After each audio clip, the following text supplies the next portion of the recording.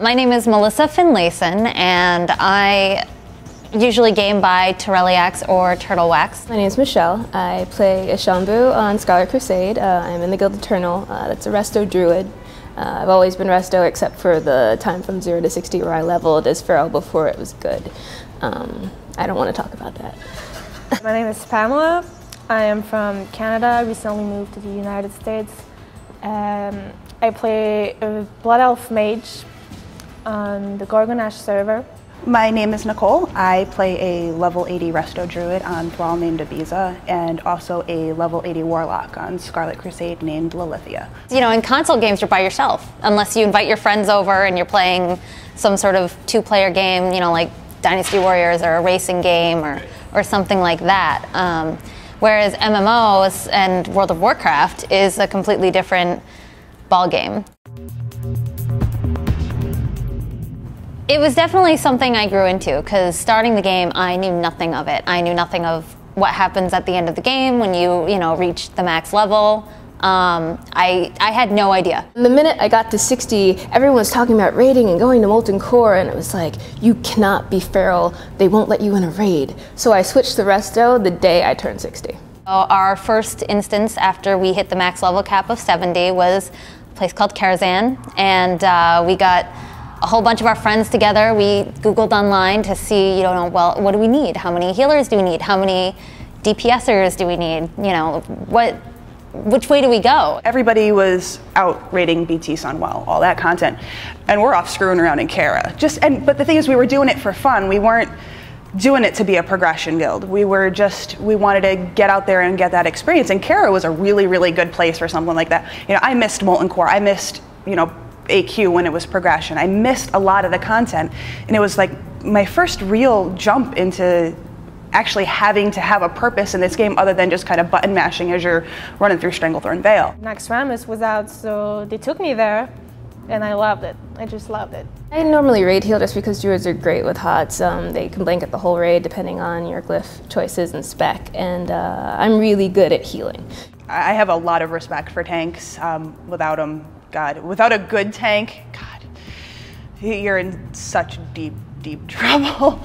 Well, the tanks are kind of like the center of attention. They are usually a party leader. They determine what mobs in an instance or raid environment or whatever it is that you're going after, you're going to attack first. They hold the creature, the mob, whatever, on top of them and let the DPS do their job, as well as letting the healers keep you alive so that you don't die while you're taking all these punches to the face by the particular mob. I like challenging myself with new content, so I like seeing, like when we go to the hard modes and stuff like that, I'll, try to improve my healing for the situation, and otherwise I'd get really, really bored. Even if we try to have some sort of strategy, it happens to be messy sometimes. We went in and we must have wiped about 6 or 7 times just getting used to everybody's orientation around Algalon and all of that. And we finally, on our last attempt, the timer was down to less than a minute when we got him down. And to sit there and I'm thinking to myself, I'm like, I don't think we're gonna do this. I don't think we're gonna do this. And like, I'm watching his health go. And I'm like, holy crap, we're gonna do this. For that encounter, there's a lot of raid awareness that needs to be had. That's like the most intense raid event that I think I've ever either healed through, dealt with, sweated through, hands shaken, trying to just make sure nobody else dies. And that was, I think, the most rewarding thing I've ever done in this game so far. It was amazing, every boss was going down. The bosses we struggled the most on was Stagius. And it was really nice, when it went down, nobody died. So like they kept going and going and taking down every bosses. And when they came to Kel'Thuzad, I remember like there was so much noise. Everybody was talking, telling what's going on. Like there's a frostbolt there, there's void zone, grab the ads, yelling at each other. When you realize everybody gets it together and gets that raid awareness together and just kind of clicks, I think it really makes it that much better. You're just like, whoa, we can actually do this, even though we're frustrated and we've been wiping on it. It happens to be messy once in a while, but it works. And I really love my guild, and I love the people in it. They're amazing, they're funny on vent, they're always amusing. we kick them out when they put a toy train set down because it's horrible. It's all the 25 persons working together to make one thing happen. It's thinking the world that we are in right now, I think that having this happening is really cool. It definitely is kind of a boys' club. There's a lot of men that play, and no matter what anybody says, whether they're male or female, almost every single raid, guild, anything I've encountered in World of Warcraft has been predominantly male. I'm the only girl.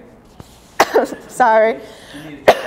I think if I wasn't in a guild in a raiding situation, it would be different because you're kind of insulated within the people that you know and you talk to them, and both of my guilds had tons of girls in them, so it didn't really matter. But you know, if you were pugging a lot, and I mean, people make comments, people do things, but it's not like you have to let on that you're a girl ever. So, I mean, they don't know who's behind the character. When I first started playing, I kind of hid the fact that I was a girl just because I had heard from, like, my best friend kind of gave me the heads up when I started. Female characters, whether they're guy or girl, get a lot of free stuff given to them. That's a big stereotype. It's bound to happen, and especially if you play into something like that. That's another stereotype about girls, that they go to look for like things or like guys to take care of them or whatever, and that's totally not what happens. And then there's also the stereotype of the chick is always the healer. That's just what they do. There's always talk about, oh, girls suck at gaming, girls can't, you know, DPS, girls are always healers. I'm a healer, I don't care. Apparently girls are not supposed to tank, I guess. They're supposed to be healers or whatever.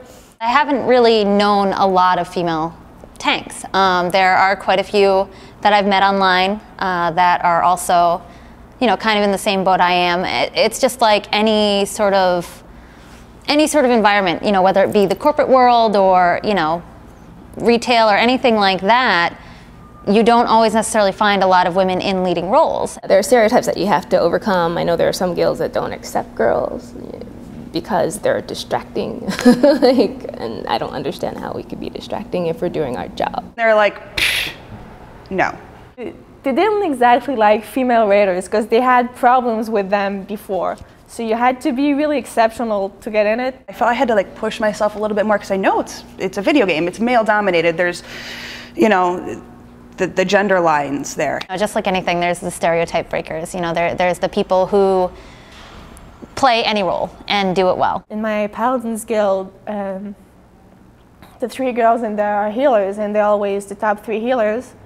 I'm one of the best DPS in my Mages guild. Back on Scarlet Crusade, my guild leader is a female, and she's one of the most amazing guild leaders I've ever had. And a lot of people are like, oh, you've got a female guild leader, that's gotta suck. I was like, no, she doesn't take any kind of nonsense. She'll lay the smack down, and you'll be out on your ass before you even know what happens. There are certain women who don't mind taking charge and saying, this is how we're gonna do it, follow me, and you know, that's how that's how the best tanks are, whether they're male or female. They're definitely the ones that have no problem grabbing the bull by the horns and saying, let's go. You have to handle with the bad jokes. Often in trade chat, we're gonna see like girls don't play well, stop lying. You have to deal with like all levels of humor, but that's the same for anyone. Go back in the kitchen. It happened to me not long ago. You definitely see a lot of guys playing female characters, but you don't always see a lot of girls playing guy characters. I've seen lots of debates on it in forums and things like that about, you know, why do guys do it? And some guys claim they do it to get free things because, you know, if you have cleavage in a pixelated world, you will get things to you for free, or, you know, things like that. But then there's also, you know, the debate that, oh, guys just want to look at a chick's behind, and I don't know if I believe any of it. I mean, to me, it's just a pixelated character, and it doesn't really matter what you play because it's all pretend and make-believe. But it's funny to see some guys get really defensive about it and try to masculinize it up, and it's like, get over yourself. We're not dying to random stuff all the time. We're not whining all the time like they think we do. We're a bunch of she-man hating what, no. I want to be considered for my skills and not who I am. Well, who I am too, but not in the real world, like the player I am. I think sometimes they should just open up their eyes and see, because most of the times they're just being, let's say, owned by those girls. Don't treat the girls any different. You know, granted, need a tough skin to kind of be hanging out in such a male-dominated field. I mean, I still laugh at the "that's what she said" jokes. That's just me though, and they are still girls, so don't disrespect them just because they're a female, but just be a gentleman, I think is the best way to put it. You know, don't look down on us just because we're female, because you never know when a female might be able to turn around and kick your ass. Poor thing, I shouldn't have played with him. It's all my fault.